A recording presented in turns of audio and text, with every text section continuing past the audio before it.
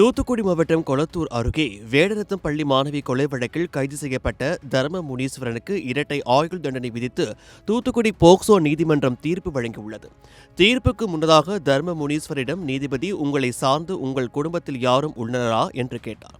பின்னர் உங்கள் தாய் மட்டும்தான் உங்களுடன் இருக்கிறார், உங்கள் மனைவியும் மகளும் உங்களை பிரிந்து சென்று விட்டனர்.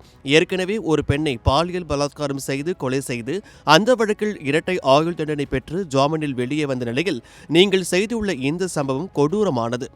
மாணவியின் பிரேத பரிசோதனை அறிக்கையை முழுமையாக படித்தபோது தான் நீங்கள் இவ்வளவு கொடூரமாக நடந்து கொண்டீர்கள் என்பது தெரிய வந்தது.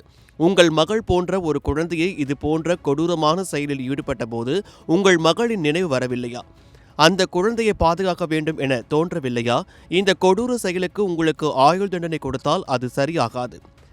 அரசு தரப்பில் குற்றத்திற்கு ஏற்ப பெரிய தண்டனையாக வழங்க வேண்டும் என வாதிடப்பட்டுள்ளது. இந்த வழக்கு இந்தியா முழுவதும் பெரும் பரபரப்பை ஏற்படுத்தியது. இருப்பினும் உங்களுக்கு வழங்கப்படும் மரண தண்டனையை குறைப்பதற்காக உங்கள் தரப்பில் ஏதாவது ஒரு காரணம் இருக்குமா என ஆய்வு செய்ததில் எங்களுக்கு எந்த காரணமும் கிடைக்கவில்லை.